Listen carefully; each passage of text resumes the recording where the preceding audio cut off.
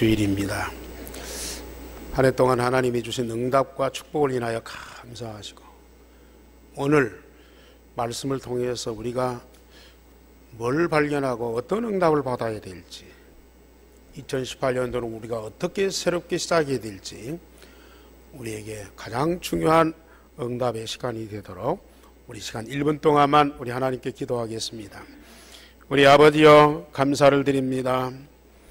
시간을 주관하시는 전능하신 아버지께서 한 해 동안을 말씀과 더불어 함께 할 수 있도록 축복해 주셨고, 마지막 날, 마지막 주일에 하나님께 예배를 드립니다. 마지막이 아니오 새로운 시작임을 믿습니다. 오늘 또 성령께서 우리 마음과 생각을 지키시고 하나님의 음성을 들려주시옵시며, 미래에 우리가 받을 응답을 말씀을 통해서 확인시켜 주옵소서. 참으로 감사하고 참으로 기뻐하고 참으로 즐거워하는 시간이 되게 하여 주옵소서. 주 예수 그리스도 이름으로 기도하옵나이다. 아멘.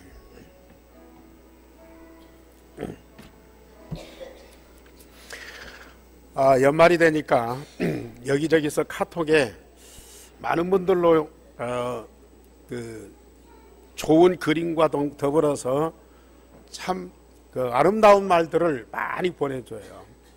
그런데 거의 대부분이 뭐냐, 세월이 유수가 흘렀다, 벌써 한 해가 다 간다, 아쉬움이 많이 남는다, 뭐 그렇지만 뭐셔쭈쭈 그런 얘기를 해요. 거의가 세월이 그냥 빨리 가버렸다. 우리가 하고 싶었던 일, 또 이 원했던 일들이 안 이루어지고 거의 이제 좀 이렇게 미심쩍게 남았다 이거죠.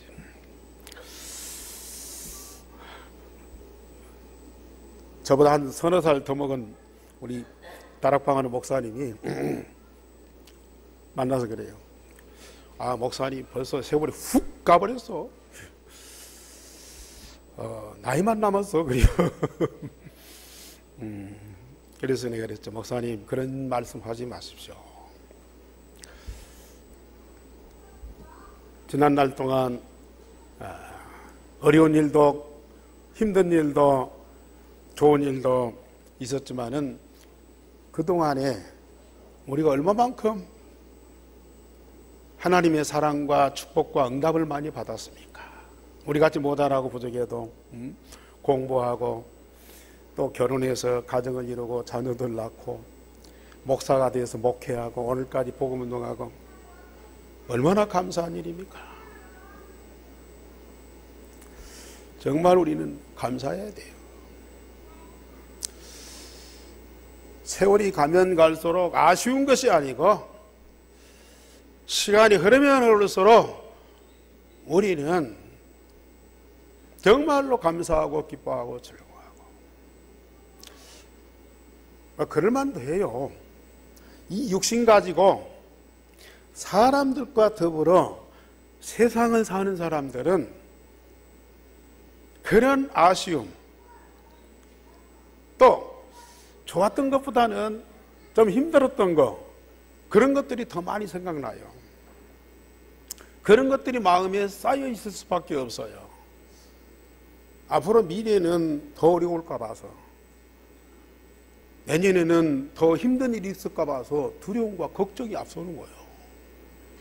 그러나 그리스도 통해서 내게 주신 하나님의 생명을 가지고 하나님 아버지와 실제로 함께 하나님의 나라를 살아가는 우리 그리스도인들은 시간이 가면 갈수록, 세월이 가면 갈수록, 나이가 들면 들수록 얼마나 많은 응답과 사랑과 감사와 그 즐거움이 넘치냐고요. 이게 정상적인 그리스도인의 삶이요. 저는 우리 한교회 성도들이 다 그렇게 지금 살아가고 있다고 봐요. 내 육신만 갖고 가족이든지 친지든지 친구든지 세상 사람들과 더불어 이 험악한 세상을 살면, 그게 다면 인간은요 너무 힘든 거예요. 너무 고달픈 거예요. 너무 실망적인 것이 많아. 그러나 복음 통해서 주어진 하나님의 생명을 가지고 살아계신 하나님과 실제로 함께하면서 이 땅에 이루어진 하나님의 나라를 살아가는 거예요. 아멘. 그게 진짜 실제 우리의 삶이라니까요. 그게 24시의 하루입니다. 그게 우리의 한평생이에요. 오늘 마지막 날, 마지막 주일이 올해 한 해가 끝나는 것이 아니고요. 우리는 계속 미래가, 새로운 날들이 기다리고 있는 거예요. 예? 미래가, 새로운 날들이 기다리고 있다니까요. 그거 얼마나 감사한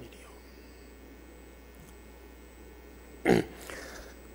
우리 교회 한 해 동안 각 분야에서 믿음과 감사로 헌신하는 성도들이 많아요.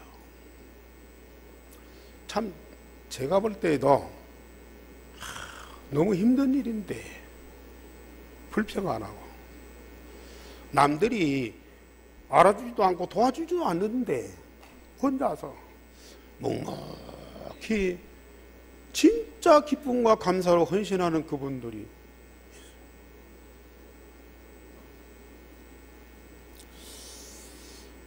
그건 그분의 인격도 아니고 그분의 믿음도 아니고 그분의 열심도 아니고 뭐예요? 하나님의 특별한 은혜입니다.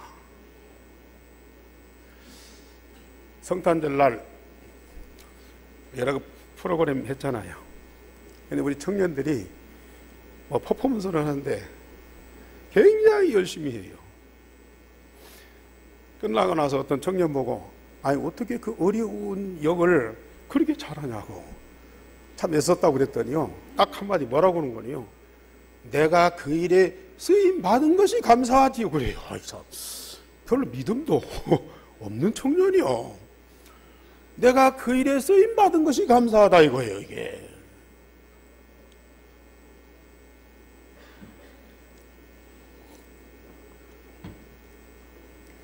아무리 하고 싶어도 안 시켜주면 못 오는 거 아니겠어요? 저는 그렇습니다. 세상 일도 그러지만은 교회 일, 내가 하고 싶어서 하고 내가 안 하고 싶어서 안 하는 거 아니에요. 어떤 분은 내가 장로니까 집사니까 중직자라서 뭐 교사도 해야 되고 뭣도 해야 되고 뭣도 해야 되니까는, 그런 분들도 있어요. 그러나 정말 믿음과 감사로 하는 분들은 본인이 원해서가 아니라 하나님이 쓰시는 거예요. 하나님이 원하셔서 그 일을 하게 하시는 거라고 말이거든요.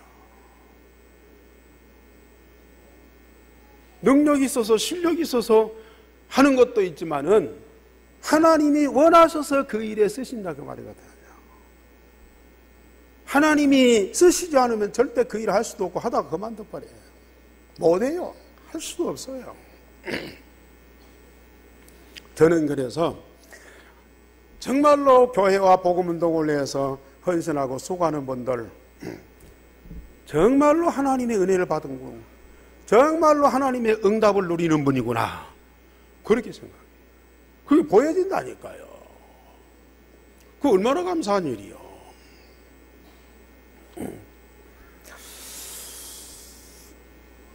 2018년도 아니 앞으로 미래에 하나님은 너무 중요한 일을 준비하고 시간표를 기다리고 계세요. 여러분들은 그 일에 쓰임받기를 원합니다. 정말로 하나님 쓰셔버리면 지혜, 능력, 실력 상관없어요. 돈 상관없어요. 하나님이 모든 거 다 준비해 놓고 하나님의 은혜로 되어지는 일이라. 하나님의 은혜로 되어지는 일이라. 그래서 하나님의 은혜를 받은 자요. 엘리사벳이 마리아 보고요, 은혜를 받은 자요, 여자 중에 네가 복이 있고 네 태중에 있는 자가 가장 복이 있도다 그랬거든요. 저는 그걸 생각하면서요, 너무 감사합니다. 하나님의 원하시는 일에는 하나님의 사람을 하나님께서 은혜를 주셔서 하게 하시는구나. 그러니 우리가 애탈 필요가 없어요. 또 못한다고 해서 뭐 안타까울 필요도 없어요. 하나님의 은혜를 받은 자는 하나님 원하시는 일에 기쁨과 감사함으로 쓰임받게 된다. 자. 그러면서 하나님은 모든 일을 즉흥적으로나 감정을 따라서 행동하시는 분이 아니셔요. 특히 사람을 구원하시는 이 구원 사역은요, 만세 전부터 계획하고 준비하고 말씀으로 약속하고 정확한 시간표를 따라서 과학적이고 사실적으로 이루시는 분입니다. 더군다나 그리스도를 보내시는 일, 더욱 그렇습니다. 너무 과학적이고 너무 사실적이고요. 그렇기 때문에 우리는 믿는 거예요. 믿어요. 무작정 믿는 것이 아닙니다. 하나님이 하시는 일, 창세전부터 계획하셨다니까요. 그걸 완벽하게 준비하셨어요. 그리고 말씀으로 우리에게 먼저 약속하세요. 그리고 시간표를 따라서 정확하게 그 일을 성취하십니다. 과학적으로, 사실적으로. 그러니 우리의 믿음은 그냥 허황된 것이 아니라니까요. 감정에서 나오는 믿음이 아니라니까요. 너무 구체적이고 사실적인 확신이 있는 마음에서 나오는 믿음. 그러니 흔들릴 수가 없어요. 변질될 수가 없다니까요. 우리는 그런 믿음을 갖고 있어요. 그러면서 오늘 예수님을 보내신 하나님께서 예수님을 그리스도로 임직하시면서 선언하시는 거예요. 오늘 제목 보세요. 우리 제목 다 같이 시작. 너는 내 사랑하는 아들이요 내가 너를 기뻐하노라.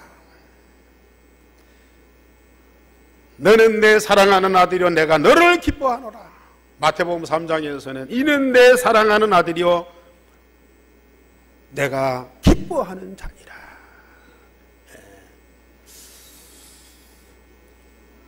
오늘 그리스도에게 주신 하나님의 음성이에요. 그런데 이와 똑같이 누구에게도 이 말씀을 하시죠? 누구에게요? 누구에게 이 말씀 똑같이 하십니까? 하나님 자녀인 나에게. 하나님 자녀인 나에게. 과거에도 들었었지만 오늘 이 음성 듣는 날이 되길 바랍니다. 하나님은 주의 길을 예비하라고 요한을 먼저 보내셨습니다. 오늘 3장 1절 2절 보면은 요한이 세상에 와서 말씀을 받고 그걸 증거할 때가 언제냐? 역사적으로 로마의 디베리오 황제가 통치한 지 15해 되던 때, 빌라도가 유다의 총독으로 있을 때, 헤롯이 분봉왕으로, 그 동생 빌립이 또 분봉왕으로, 또 안나스와 가야바가 대제사장으로 있을 때 사가랴의 아들 요한에게 말씀이 임하였다고 그랬습니다. 하나님의 역사나 성경의 기록은요, 거짓이나 꾸밈이 절대 없습니다. 사람들이 안 믿어서 그러지요. 모두가 진실이고 역사적인 사건입니다.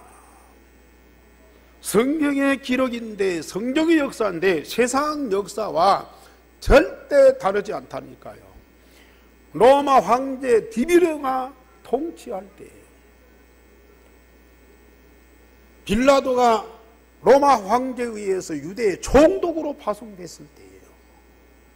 그 로마 황제가 또 헤롯과 그 동생 빌립을 분봉왕으로 파송했을 때, 그때 당시에 또 안나스와 가야바가 성전의 대제사장으로 있을 그때에, 이보다 더 구체적인 사실이 어디가 나와요?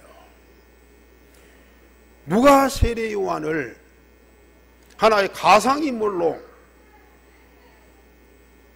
그리스도를 어떤 환상적인 존재로 그렇게 얘기할 수 있는 사람이 어디 있습니까? 광야에 있는 요한에게 하나님의 말씀이 임하였고 그 말씀을 백성들에게 전달을 했습니다. 요한이 요단강에서 회개의 세례를 전파합니다. 그 백성들에게, 백성들이 잘못된 것을 지적하면서 그걸 해결하기 위해서 요단강에 와서 세례를 받아라, 그 죄 씻는 물 세례를 받아라 그랬어요. 이는 일찍 이사야가 광야에서 외치는 자의 소리가 있어 주의 길을 예비할 것이라고 누가복음 3장 3절에서 6절까지 말씀하고 있습니다. 이미 이사야 선지자 이사야 40장 3절에 이사야 선자를 통해서 이미 약속하신 말씀이에요. 요한이 세례받으러 오는 백성들에게 말씀합니다. 너희들이 아브라함의 자손이라고, 아브라함의 자손이면 모든 것이 보장된 줄 알아요. 이스라엘 히브리 민족은 모두가 다 아브라함의 혈통을 가진 자예요. 특별히 유대인들은, 사마리아인들은 아수르의 혈통이 섞여 있지만은 유대인들은 순수한 아브라함의 자손이에요. 그렇기 때문에 이 유대인들은 굉장한 자부심을 갖고 있어요. 우리는 선민이다 이거죠. 여호와의 선하신 선택받은 민족이라는 자부심이 있어요. 그러면서 모세로부터 내려오는 율법을 가진 자다. 그래서 율법 사상을 갖고 있어요. 그리고 그들은 성전 중심에서 이 제사장, 장로, 바리새인 이러한 정통 교권을 갖고 있다고 말해요. 얼마나 대단한 사람들인지 모릅니다. 또 백성들 중에는 그때 로마 식민지라 로마 황제의 권력을 배경으로 삼고 난리치는 사람들이 또 있었어요.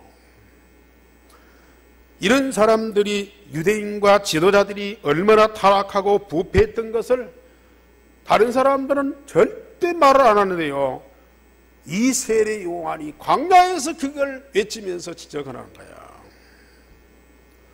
아브라함의 자손이라도 회개에 합당한 열매를 맺지 아니하면 도끼가 나무 뿌리에 놓여서 그걸 찍어내듯이 너희들이 회개하지 않으면 심판을 받으리라.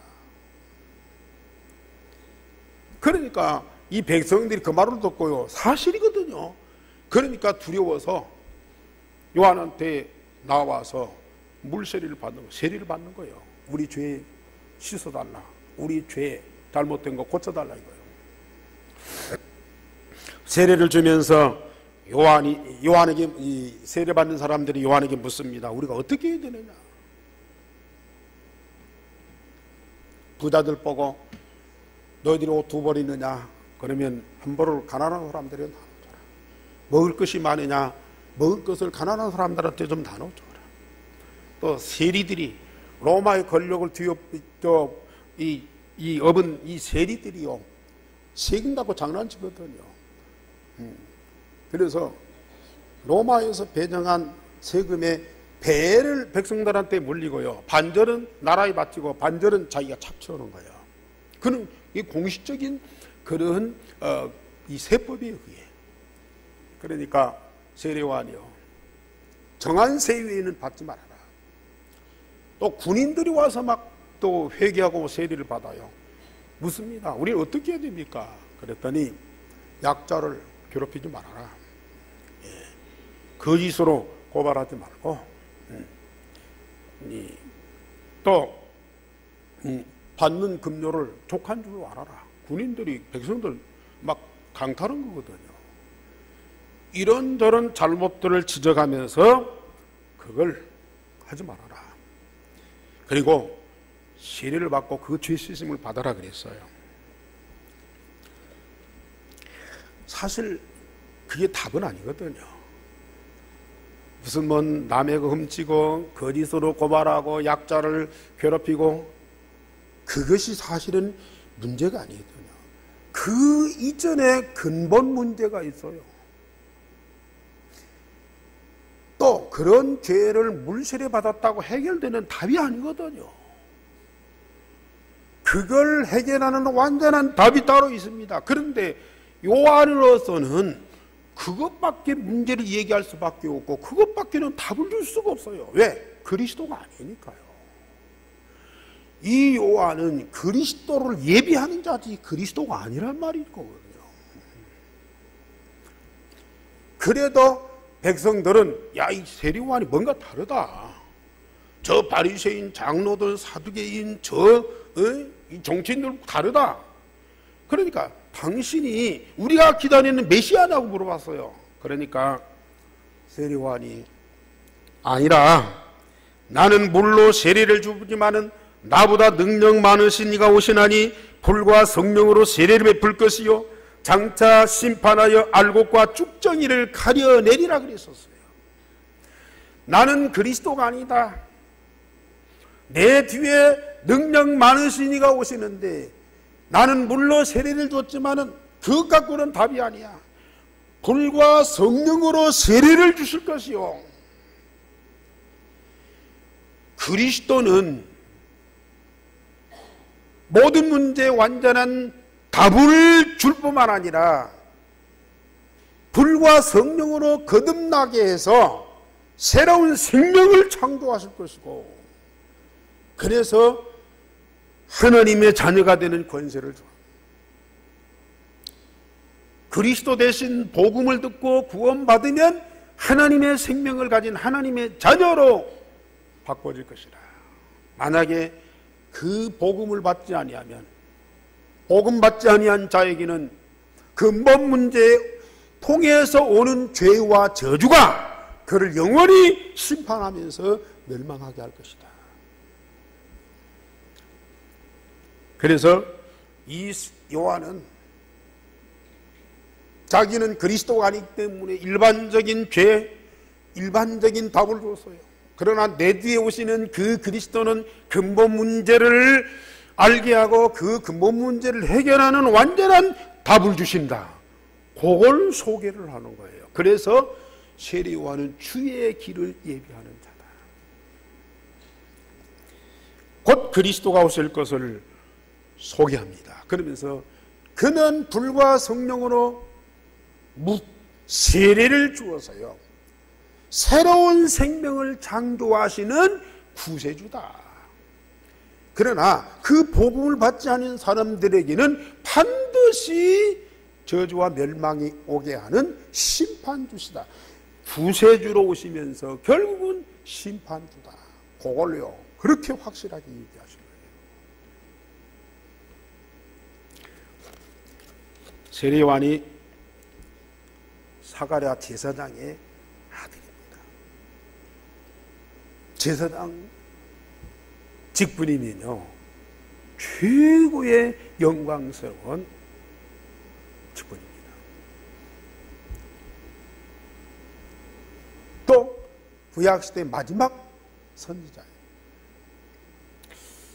그가 그 직책을 다 내려놓고 지금 어디가 있어요? 빈들에 가서 광야에 가가지고 약대 털옷을 입고요 메뚜기 석청을 먹고 지팡이를 짚고 야인처럼 지금 백성들에게 회개를 가르치고 그러면서 메시아 오실 그 사실을 예언한 거예요. 그걸 증거한 거예요. 아니, 제사장으로서 성전에 있으면은 온갖 이 사랑과 대접과 영광을 다 누릴 터인데요. 그걸 다 내려놓고 광야로 가요. 그럼 인간적으로 보면은 참 불행한 사람이죠. 자, 우리 장로님들 눈 뜨시고 쳐다보십시오. 네, 여기.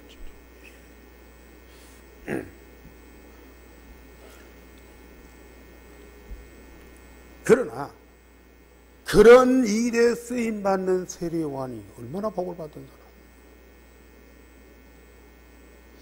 내가 원하는 것보다 하나님이 원하시는 일에 쓰임받는 그 사람이요, 정말로 하나님의 은혜를 입은 자요, 큰 복을 받은 자요. 인간적으로 조금 고생스러울 수도 있어요. 저 맛있는 거 못 먹고 또 화호식 못하는 그런 어려움도 있겠지만요, 그러나 그 시대에 가장 필요한 일, 가장 중요한 일에 쓰임받는 그들이 얼마나 복을 받은 사람이냐. 그리고 두 번째, 하나님은 예수께서 그리스도이심을 선포하셨습니다. 예수께서 요단강에서 다른 사람들과 같이 세례를 받으셨어요. 그때 세례 받으러 오는 사람들은 아까 말씀드렸듯이 세상에서 타락하고 부패하고 악을 행한 사람들이 자기들의 잘못을 고백하고 그걸 씻기 위해서 물 세례를 받았거든요. 그러면 예수님은 무슨 죄가 있어서, 무슨 잘못이 있어서 죄 씻는 물 세례를 받습니다. 이는 죄를 지어서 죄를 씻는 물 세례가 아닙니다. 만인의 죄를 대신 담당하신 그리스도로 세례를 받으셨어요. 구약에 백성들이 자기들의 죄를 해결하기 위해서 양이나 염소를 가지고 와요. 그러면 제사장이 그 양과 염소의 머리에 안수를 해요. 그 사람이나 백성들의 죄를 이 양이나 염소에게 제사장이 전달하는 거예요. 그리고 이 양이나 염소를 희생의 제물로 드려요. 그러면 그 사람이나 백성들의 죄를 담당해서 양과 소가 희생의 제물로 드려지고 백성들의 죄를 사하는 그런 의식이 있었거든요. 그 양과 염소에게 백성들의 죄를 담당시키는 것을 제사장이 안수한다니까요.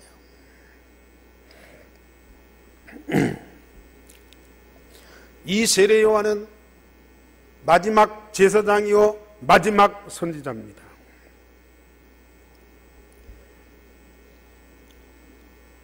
인류의 그리스도이신 우리 예수님에게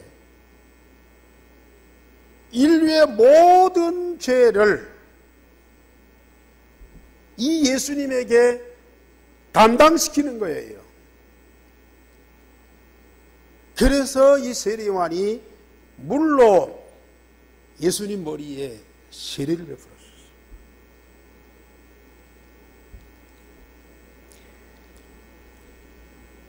예수님이 모든 인류의 죄를 한 몸에 짊어지시는 어린 양이 되신 거예요. 어린 염소가 되신 것이거든요. 그래서 그 예수님이 십자가에 죽으시고 그 보혈로서 우리의 모든 죄와 저주가 해결한 거예요.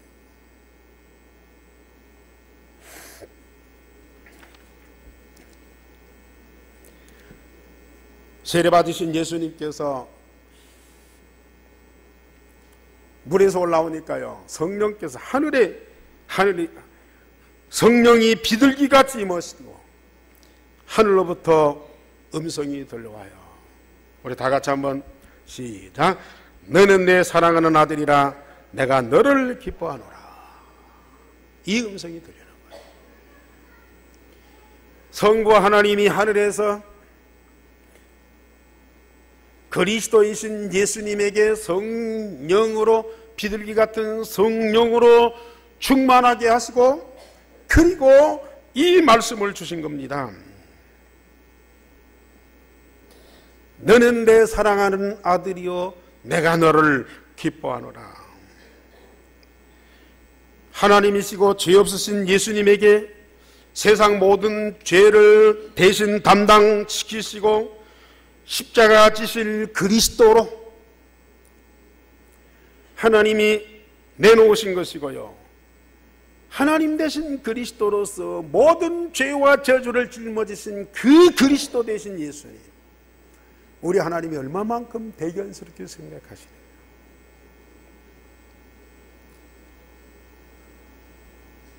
너는 내 사랑하는 아들이요 내 기뻐하는 자니라. 요한에게 물세를 받고 모든 인류의 죄를 담당하시면서 그리스도로서 사명을 가진 우리 예수님, 그리고 성령이 비둘기같이 임하고 하나님의 그 사랑의 음성, 그리고 만민에게 그리스도로 선포되는 그 하나님의 음성을 듣는 이 그리스도는 얼마만큼 감격스러웠겠느냐.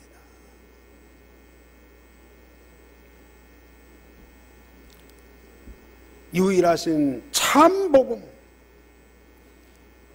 유일하신 참복음 되신 그리스도, 얼마나 영광스러운지.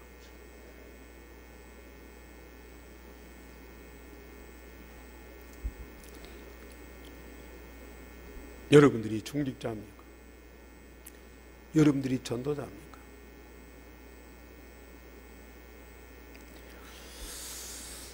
하나님은 똑같이 안수하시고 성령으로 안수하시고 분명히 하나님은 말씀하십니다. 너는 내 사랑하는 아들이오 내가 너를 기뻐하노라.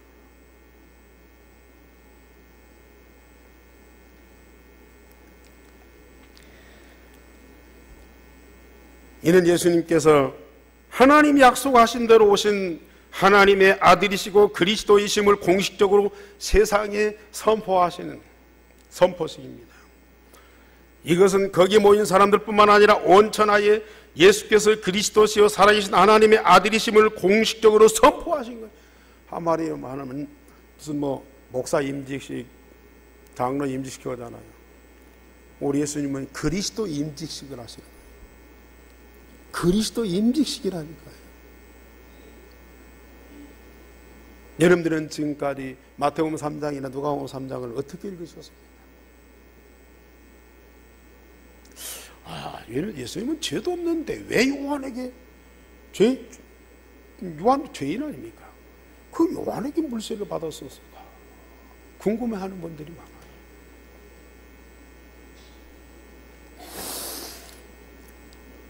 하나님은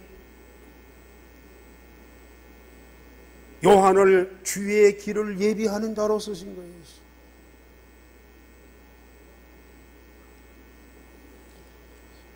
예수가 그리스도 되신 이 사실을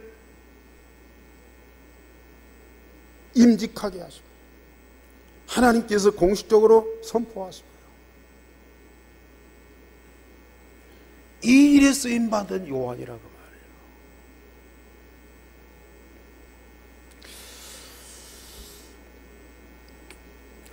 아직도 많은 분들이 나를 고질해요.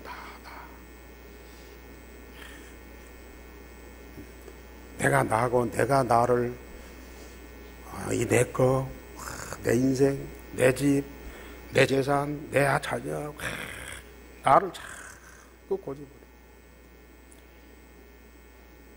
사람들 앞에는 말할 것 없고 하나님 앞에도 그걸 꽁꽁 챙겨요.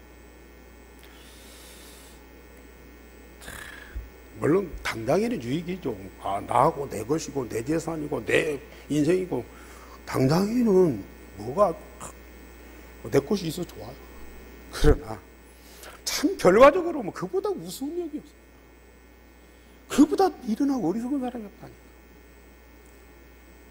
나를 내려놓고 오직 그리스도가 되고요. 조금만 하나님 앞에 오픈시켜보세요. 나를 조금만 내려놓고 하나님 앞에 오픈시켜 보세요. 하나님은 당신의 모든 것을 다 오픈시켰어야 우리에게 그걸 응답하시는데 모른다니까, 사람들이요. 내 몸, 내 시간, 내 전부 나야. 결국은 하나님께 쓰임받지 못하면 사단에게 쓰임받는 거예요. 사가랴 아들 요한이 자기 것을 조금 내려놓는 거예요. 하나님이 얼마만큼 그리스도를 미리 알게 하고 그리스도를 예비하게 하고 정말로 그가 그리스도인 것을 모든 사람들한테 알게 하고요. 그때 당시 유대인들은, 그때 당시 바리새인들은, 그때 당시 많은 제사장들은 캄캄해요. 캄캄하다니까요. 그런데 요한에게는 이 어마어마한 사실을 알게 하고요. 그 그리스도 임직하는 일이 쓰임받도록.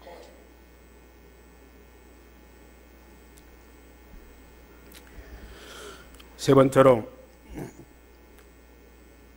예수께서 하나님이 보내신 자이심을 족보를 통해서 또 밝히십니다. 예수님이 탄생할 때 베들레헴으로 그 호적하러 갔다고 그랬죠. 이제는 더 구체적인 족보를 통해서 예수님이 하나님이 보내신 그리스도다, 그걸 증거해 주죠. 이스라엘의 공직은요, 거의 30대 때부터 시작해요. 30세, 30살 때부터. 오늘 23절에 보면은 예수께서 가르치심을 시작할 때에 30세쯤 되십니다. 구약의 제사장이나 선지자들 그리고 왕들도요, 거의 30살 때 그 일을 시작합니다. 요셉이 애굽의 총리 되는 것도요, 얼마든지 가능한데요, 30살까지 기다린 거예요. 다윗을 일찍이 기름 부음 받았는데요, 광야로 헤매고 돌아다니면서요, 30살까지 기다린 거예요. 지금도 교회 모든 항존직, 안수하는 직분은 거의 30살부터예요. 목사도, 장로도, 권사도. 그냥 뭐 능력 있다고 뭐 하다고 금방 막 그렇게 함부로 시키는 거 아니고요. 세상 제도도 우리 예수님은요, 철저하게 지키죠.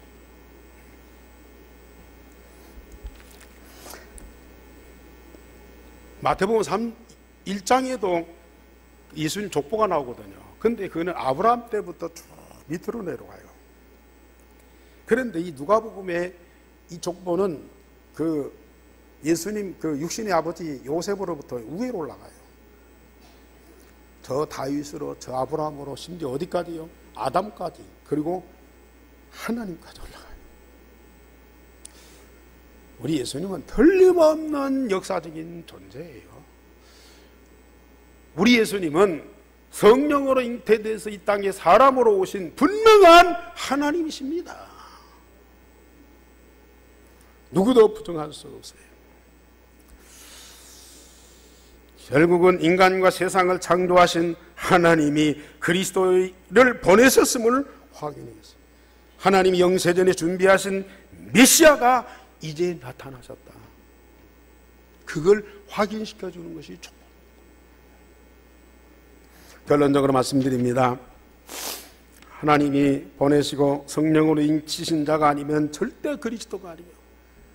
과거에도 그렇고 지금도 그렇고 적그리스도가 거짓 선자들이 얼마나 많이 일어납니까?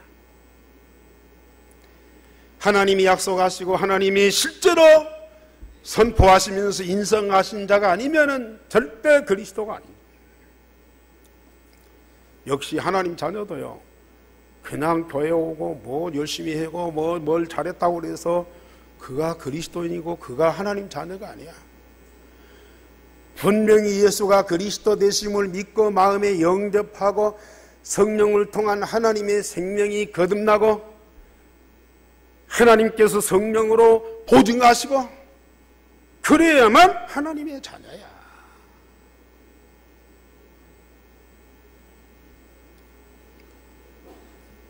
그러면서요, 우리 하나님은 분명히 양심으로 우리에게 영적인 말씀을 주셔요. 너는 내 사랑하는 아들이여 내가 너를 기뻐하노라. 여러분들 그 음성 안 듣습니까?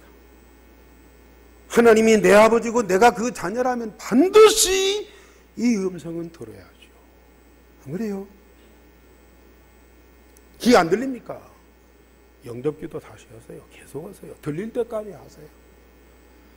정말로 우리가 그리스도이신 복음을, 하나님 자녀로서 복음을 계속 누려보세요. 하나님이 우리 일에도 가정에도 함께 하신다는 정도가 아니고 내 영혼 속에 실제로 살아계실 뿐만 아니라 하나님이 나를 얼마만큼 사랑하시는 것이 내 영혼 속에서, 마음 속에서, 육신 속에서 체험된다니까요.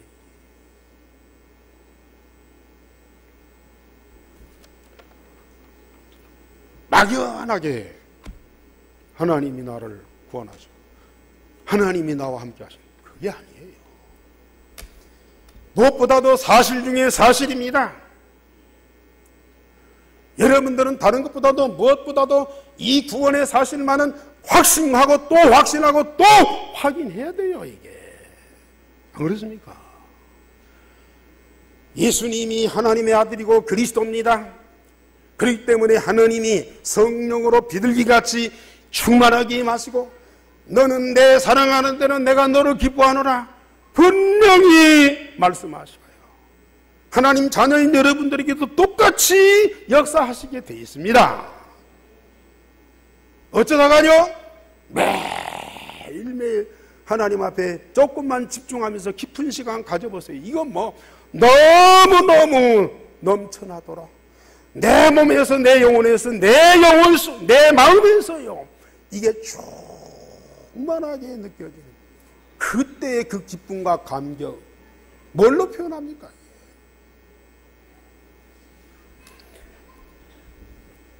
우리는 이 사실을 증거할 수밖에 없는 증인, 땅끝까지 증인될 수밖에 없습니다. 기도하겠습니다. 하나님, 오늘 또 우리 온 교회와 성도들에게 넘치는 축복을 주시니 감사를 드립니다. 복음 되신 그리스도만큼 분명한 사실이요 역사적인 존재임을 우리에게 보여주셨습니다. 그가 그리스도이심을 하나님께서 만인에게 선포하셨습니다. 우리를 복음으로 구원하신 하나님의 자녀요 하나님의 사람임을 또 역시 우리에게 확인시켜 주시고 확실한 믿음 속에서 날마다 살아가는 하나님의 사람 되게 하시니 감사를 드립니다. 이 축복 속에 넘치는 은혜가 있게 하시고 그 은혜 받은 자들이 정말로 하나님 원하시는 일에 쓰임받게 하시고 더 큰 하나님의 영광이 가득하도록 축복해 주옵소서. 주 예수 그리스도 이름으로 기도하옵나이다. 아멘.